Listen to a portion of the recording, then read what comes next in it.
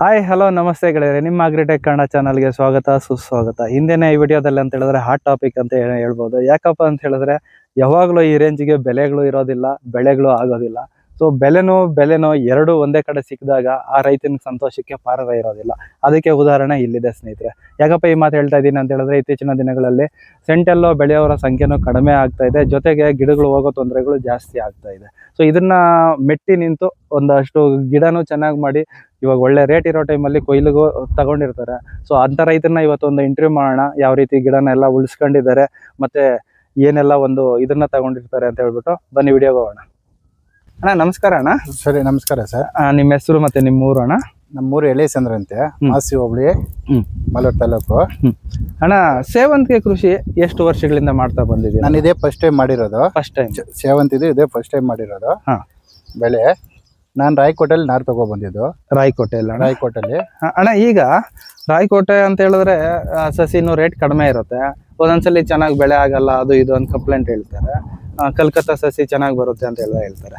ನೀವು ರಾಯಕೋಟೆ ಚೂಸ್ ಮಾಡ್ಕೊಂಡಿದ್ದು ಯಾಕೆ? ರಾಯಕೋಟೆ ಯಾಕೆ ಚೂಸ್ ಮಾಡ್ಕೊಂಡಿದ್ದೆ ಅಂದ್ರೆ ನಾವು ತಕೊಂಡೋದ್ರ ಮೇಲೆ ಡಿಫ್ರೆಂಟ್ ಇರುತ್ತೆ. ನಾವು ರಾಯಕೋಟೆಯಲ್ಲಿ ತಕೊಂಡವಾಗ ಕೆಳಗಡೆ ದಿಂಡಿ ಇರ್ತದೆ ನೋಡು, ರೂಟಿಂಗ್ ಆಗಿರ್ಬೇಕು ಬೇರು, ಮತ್ತೆ ಆ ದಿಂಡು ದಪ್ಪದಾಗಿರ್ಬೇಕು.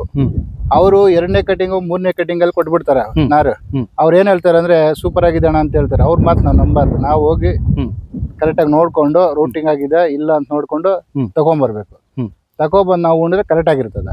ನೀನು 4ನೇ ಕಟಿಂಗ್ 5ನೇ ಕಟಿಂಗ್ ನಾರು ತಗೊಬಂದು ಉಂಡ್ರೆ ಅದು ಇಳುವರಿ ಬರಲ್ಲ, ಚೆನ್ನಾಗಿ ಬರೋದಿಲ್ಲ, ಸೈಜ್ ಬರೋದಿಲ್ಲ, ಬರಲ್ಲ, ಗಿಡ ಇಳುವರಿ ಹಾಕೋದಿಲ್ಲ, ಅಲ್ಲೇ ಇರುತ್ತೆ, ಮತ್ತೆ ಏನೋ ಒಂದು ಪ್ರಾಬ್ಲಮ್ ಆಗುತ್ತೆ ಅದು. ಓಕೆ ಅಣ್ಣ. ಈಗ ಸಾಮಾನ್ಯವಾಗಿ ಕಲ್ಕತ್ತಾ ಸಸಿ ತಗೊಂಡ್ರೆ 2.5 ರೂಪಾಯಿಂದ 3 ರೂಪಾಯಿ ಬೆಲೆ ಇರ್ತದೆ.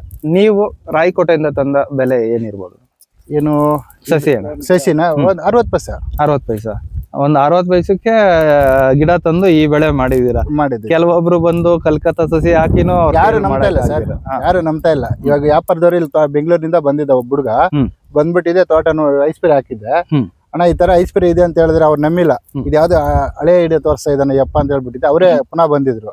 ಪುನಃ ಬಂದು ನೋಡ್ಬಿಟ್ಟು ಇವಾಗ ಅವ್ರಿಗೆ ಬೆಳಗ್ಗೆ ತಗ ಹೋಗಿ ಕೊಟ್ಬಿಟ್ಟು ಬಂದೆ. ಅವ್ರಿಗೆ ಕೊಟ್ಬಿಟ್ಟು ಬಂದೆ. ಸರಿ ಅಣ್ಣ. ಈಗ ಮುಖ್ಯವಾದ ಒಂದು ವಿಚಾರಕ್ಕೆ ಬರೋಣ ಅಣ್ಣ. ಈಗ ಸಾಮಾನ್ಯವಾಗಿ ಸೆಂಟೆಲ್ಲೋ ನೀವು ಕೇಳ್ಪಟ್ಟಿರ್ತೀರಾ, ತೋಟಗಳೇ ಅರ್ಧಂಬರ್ಧ ಎಲ್ಲ ಒಣಗೋಗೋದು, ಇಲ್ಲ ಪೂರ್ತಿ ತೋಟಗಳೇ ಹೋಗ್ಬಿಡೋದು, ಈ ರೀತಿ ತೊಂದರೆಗಳನ್ನ ನೀವು ನೋಡಿರ್ತೀರಾ. ಸೊ ಇದಕ್ಕೆಲ್ಲ ಹೆಂಗೆ ಮೇಂಟೈನ್ ಮಾಡಿದ್ರೆ ಗಿಡ ಹೋಗ್ದಿರ ಇರ್ತದಣ್ಣ? ಇದಕ್ಕೆ ಏನ್ ಮಾಡ್ಬೇಕಾದ್ರೆ ಕೆಲವ್ರು ಏನ್ ಮಾಡ್ತಾರೆ ಅಂದ್ರೆ ಕೋಳಿ ಗೊಬ್ಬರ ಅಂತ ಹೇಳಿ ಓವರ್ ಆಗಿ ಹಾಕ್ತಾರೆ ಗಿಡಕ್ಕೆ, ಭೂಮಿಗೆ ಹಾಕ್ತಾರೆ, ಮತ್ತೆ ಗೊಬ್ಬರ ಕೊಡ್ತಾರ. ನಾನು ಈ ಇದಕ್ಕೆ ಏನು ಗೊಬ್ಬರ ಕೊಟ್ಟಿಲ್ಲ. ಫಸ್ಟ್ ಕೋಳಿ ಗೊಬ್ಬರ ಒಟ್ಟು ಗೊಬ್ಬರ ಕೊಟ್ಟಿದ್ದೀನಿ ಅಷ್ಟೇ, ಏನು ಗೊಬ್ಬರ ಕೊಟ್ಟಿಲ್ಲ. ಅವಾಗ ಏನಾಗುತ್ತೆ ಅಂದ್ರೆ ಅದು ಸಾಯಕ್ಕೆಲ್ಲ ಚಾನ್ಸಸ್ ಇರಲ್ಲ. ಇವ್ರು ಏನ್ ಮಾಡ್ತಾರೆ ಅಂದ್ರೆ ಕೋಳಿ ಗೊಬ್ಬರ ಅದು ಇದು ಕೊಟ್ಟು ಮತ್ತೆ ಏನೋ ರೂಟಿಂಗ್ ಮಾಡೋದು ಜಾಸ್ತಿ ಓವರ್ ಗಿಡದಲ್ಲೇ ಇದು ಕೊಡಕ್ ಹೋದ್ರೆ ಅವಾಗ ಅದು ಬೇರೆ ಸಾಯಕ್ಕೆ ಶುರು ಮಾಡ್ಕೊಂಡು ಡ್ರಿಪ್ ಗೊಬ್ಬರಗಳೆಲ್ಲ ಕಮ್ಮಿ ಕೊಡ್ಬೇಕು. ಗಿಡ ಇದಾದ್ಮೇಲೆ 15 ದಿವಸ ಆದ್ಮೇಲೆ ಒಂದ್ಮೇಲೆ ಎಲ್ಲ ಕೊಡಕ್ ಶುರು ಮಾಡ್ಬೇಕು. ಈಗ ಈ ಒಂದು ವಿಸ್ತೀರ್ಣ ನೋಡೋದಾದ್ರೆ ಎಷ್ಟಿದೆಯಣ್ಣ? ಎಷ್ಟು ಜಾಗದಲ್ಲಿ ಹಾಕಿದ್ದೀರಾ? ಇದು ಹಾಕಿದ್ದೀನಿ, ಒಂದು 3 ಎಕರೆದಲ್ಲಿ ಹಾಕಿದ್ದೀನಿ. 3 ಎಕರೆದಲ್ಲಿ ಹಾಕಿರೋದು ಇದು. ಸರಿ ಅಣ್ಣ. ಈಗ ಸಾಲಿಂದ ಸಾಲಕ್ಕೆ ಅಂತರಗಳು ಎಷ್ಟು ಕೊಡ್ತೀರಣ್ಣ? 4 ಅಡಿ ಸರ್. 4 ಅಡಿ. 4 ಅಡಿನಿಂದ 4.5 ಅಡಿ ಬರುತ್ತೆ. 5 ಅಡಿವರೆಗೂ ಬರುತ್ತೆ. ಸಸಿಯಿಂದ ಸಸಿಗೆ ಯಾವ ರೀತಿ ಕೊಟ್ಟಿದ್ದೀರಾ? ಸಸಿನಿಂದ ಸಸಿಗೆ 1.5 ಅಡಿ. ಜಿಗ್ಜಾಗ? ಜಿಗ್ಜಾಗ್ 2 ಸಸಿ ಒಂದು ಬೆಡ್ ಅಲ್ಲಿ ಕುಳಿಸಿದ್ದೀರಾ ಅಣ್ಣ.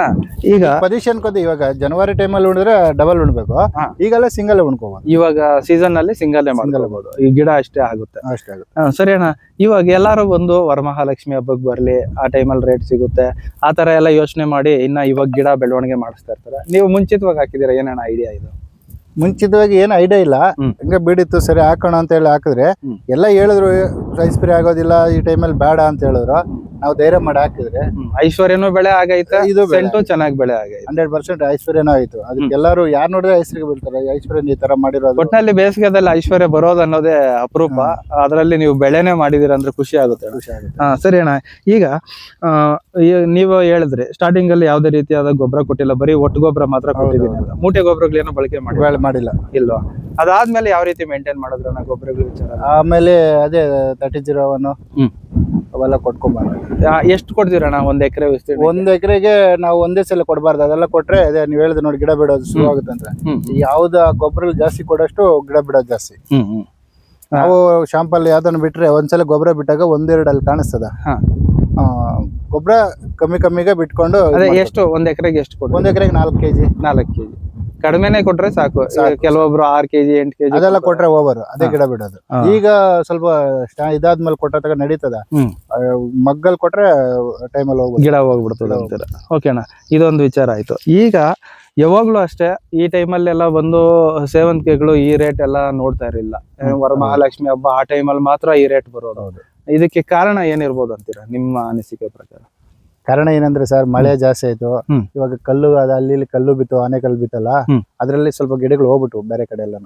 ಇವಾಗ ರಾಯಕೋಟೆ ಅಂದ್ರಲ್ಲ, ಆ ಕಡೆನೂ ಆನೆಕಲ್ಲು ಅದು ಇದು ಬಿಟ್ಟು ಆ ಕಡೆನೂ ಹೋಗ್ಬಿಡ್ತು. ಹೊಸಕೋಟೆ ಸೈಡ್ ಎಲ್ಲ ಡ್ಯಾಮೇಜ್ ಆಗಿದೆ, ಅದರಿಂದ ರೇಟ್ ಸಿಕ್ಕಿದೆ. ಸರ್, ಈಗ ಪ್ರೆಸೆಂಟ್ ಮಾರ್ಕೆಟ್ ಬೆಲೆಗಳು ಏನ್ ನಡೀತಾ ಇರ್ಬೋದು? ಈಗ ಹೊಸಕೋಟೆಯಲ್ಲಿ ಇದು ಮಾರ್ಕೆಟ್ ಬಂದು 340 ರೂಪಾಯಿ, 350 ರೂಪಾಯಿ ಟಾಪ್ ರೇಟ್ ಹೋಗಿದೆ. ಓಕೆ, ನಾವು ಅಂತ ಇಂಥವು ಎತ್ಕೊಂಡು ಹೋದ್ರೆ ಒಂದ್ 150 ರೂಪಾಯಿ ಮೇಲೆ ಮಾರ್ಕ್, 200 ರೂಪಾಯಿ ಮೇಲೆನೆ, 200 ರೂಪಾಯಿ ಮೇಲೆನೆ. ಸೂಪರ್. ಯಾವಾಗ್ಲೂ ಈ ತರ ಬೆಲೆಗಳು ಸಿಗೋದಿಲ್ಲ.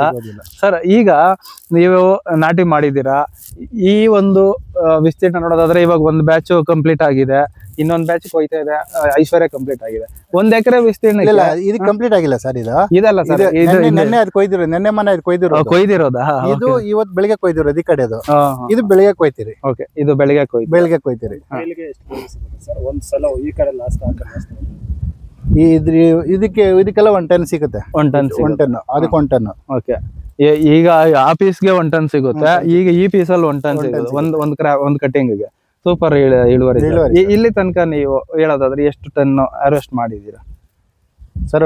ಮಾಡಿದೆ ಸರ್, ಒಂದು 5 ಟನ್ ವರೆಗೂ ಮಾಡಿದೆ. 5 ಟನ್ ವರೆಗೂ ಇದ್ರಲ್ಲಿ 5 ಟನ್ ಮಾಡಿದ್ದೀನಿ. ಅದು ಐಸ್ಪೀರೆ ಒಂದು 5 ಟನ್ ಮಾಡಿದೆ. ಓಕೆ, 5 ಟನ್ ಈಗ ಸೆಂಟ್ ಮಾಡಿರೋದು. ಈ ಒಂದು 5 ಟನ್ಗೆ ನಿಮ್ಗೊಂದು ಸರಾಸರಿ ಬೆಲೆ ಒಂದು 250 ರೂಪಾಯಿ ಸಿಕ್ಕಿದೆಯಲ್ವಾ?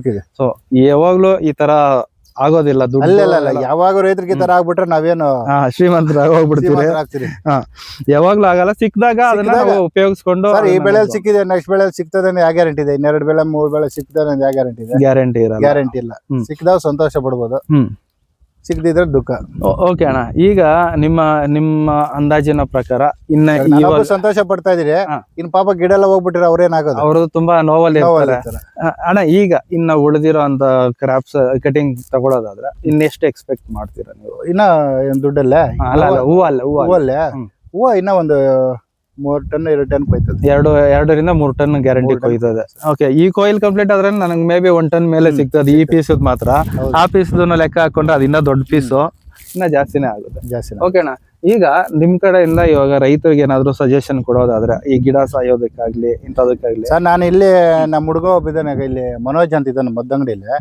ಅವನ ಹತ್ರನೆಲ್ಲ ಮದ್ದೆಲ್ಲ ಔಷಧಿ ಎಲ್ಲ ತಗೊಬಂದು ಎಲ್ಲ ಇದ್ ಮಾಡಿದ. ಗಿಡ ಚಿಕ್ಕ ಗಿಡದಿಂದ ಅವನೇ ಕೊಟ್ಟ ಎಲ್ಲಾನು. ಟ್ರಿಪ್ಸ್ ತೊಂದ್ರೆ ಏನಿಲ್ಲ ಸರ್, ಆರಾಮಾಗಿ ಪ್ರಾರಂಭದಿಂದಲೇ ಸಾಯೋದಕ್ಕೆ ಸ್ಟಾರ್ಟ್ ಆಗಿತ್ತು? ಇಲ್ಲ, ಏನಿಲ್ಲ. ಗಿಡ ಏನೋ ನಿಮ್ಗೆ ಅಂದ್ರೆ ನೀವು ಮೊದ್ಲಿಂದಾನೇ ಕಂಟ್ರೋಲ್ ಅಲ್ಲಿ ಇಟ್ಕೊಂಡು? ಅವನೇ ಕೊಟ್ಟ, ಹುಡುಗನ ಕೊಟ್ಟ ಕಂಟ್ರೋಲ್ ಅಲ್ಲೇ, ಮನೋಜ್ ಅಂತೇಳಿ ಅವನೇ ಕೊಟ್ಟ. ಅಣ್ಣ ಒಂದು 10-15 ದಿವಸ ಏನು ಕೊಡ್ಬೇಡ ಅಣ್ಣ ಗಿಡಕ್ಕ, ಆಮೇಲೆ ಬೇಕಾದ್ರೆ ಕೊಡಿ, ಇಲ್ಲಾಂದ್ರೆ ಇದಾಗುತ್ತೆ, ಎಳೆ ಗಿಡಕ್ಕೆ ಏನೋ ಕೊಡಬಾರ್ದು ಅಂತ ಹೇಳ್ಬಿಟ್ಟು ಅವನೇ ಎಲ್ಲ ಪ್ಲಾನ್ ಕೊಟ್ಟ. ಓಕೆ, ನಿಮ್ ಪ್ರಕಾರ ಹೇಳೋದಾದ್ರೆ ಸ್ಟಾರ್ಟಿಂಗ್ ಹಂತಗಳಲ್ಲಿ ಗೊಬ್ಬರಗಳು ಕೊಡದಿರಾ ಇಟ್ಕೊಂಡು ಅದಾದ್ಮೇಲೆ ಗಿಡನ ಒಂದ್ ಸ್ವಲ್ಪ ಬೆಳವಣಿಗೆ ಮಾಡ್ತಾ ಹೌದೌದು. ಈಗ ನೋಡಿ, ಮಳೆ ಬಿದ್ರೆ ಗೊಬ್ಬರ ಕೊಡ್ಬೇಡ ಅಂತ ಗಿಡಕ್ಕೆ ರೋಗ ಬರುತ್ತೆ, ಈ ತರ ಪ್ಲಾನ್ ಪಾಪ ಹೇಳ್ತಾನ ಅವನು. ಮತ್ತೆ ಸರ್, ಇದು 2ನೇ ಬೆಡ್ ಮೊದಲನೇ ಬೆಡ್ ಸರ್? ಇದು ಮೊದಲನೇ ಬೆಡ್. ಕಡ್ಡಿಗಳೆಲ್ಲ ಹಾಕಿದ್ರಲ್ವಾ, ನಾವೇನಾದ್ರು 2ನೇ ಬೆಡ್ ಅಲ್ಲಿ ಮಾಡಿದ್ರೆ? ಇಲ್ಲ, ಕಡ್ಡಿಗಳೆಲ್ಲ ಅಂದ್ರೆ ಎಲ್ಲ ಸ್ವಲ್ಪ ಬೆಳೆದ್ಬಿಟ್ಟಿತ್ತು, ಜಾಸ್ತಿ ಗಿಡ ಆಗಿತ್ತಲ್ಲ, ಕೆಳಗಡೆ ಬೀಳೋಕ್ ಇದಾಗಿತ್ತು, ಬಿದ್ದೋಗಿತ್ತು. ಅದಕ್ಕೆ ಅವರು ಬೇಡ ಸ್ವಲ್ಪ ಎತ್ ಕಟ್ಬಿಟ್ರೆ ಹೂವು ಎಷ್ಟಾಗುತ್ತೆ ಅಂತ ಹೇಳಿದಕ್ಕೆ ಎಲ್ಲ ಎತ್ ಕಟ್ಟಿದೆ. ಗಿಡ ನಾಟಿ ಮಾಡಿದ್ದು ಯಾವ ತಿಂಗಳು? ಜನವರಿ 14ನೇ ತಾರೀಕು. ಲೈಟ್ಗಳು ಎಷ್ಟು ದಿನ ಕೊಡ್ತೀವಿ?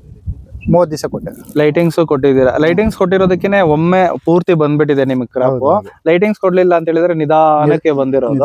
ಒಟ್ನಲ್ಲಿ ಒಳ್ಳೆ ರೇಟ್ ಇರೋ ಟೈಮಲ್ಲಿ ಎಲ್ಲ ಓಪನ್ ಆಗಿದೆ, ತುಂಬಾ ಸಂತೋಷ. ಇದೇ ರೀತಿನೇ ಮುಂದಕ್ಕೂ ಚೆನ್ನಾಗಿ ಕೃಷಿ ಮಾಡಿ, ಜೊತೆಗೆ ಈ ಬೆಳೆನೂ ಅಷ್ಟೇ ಇನ್ನ ಕೈ ಹಿಡೀಲಿ ನಿಮ್ಮನ್ನ ಅಂತ ಹೇಳೋದಕ್ಕೆ ಇಷ್ಟಪಡ್ತೀನಿ. ಇಷ್ಟೆಲ್ಲ ಮಾಹಿತಿ ಹಂಚ್ಕೊಂಡಿದ್ದಕ್ಕೆ ಧನ್ಯವಾದಗಳು ಸರ್.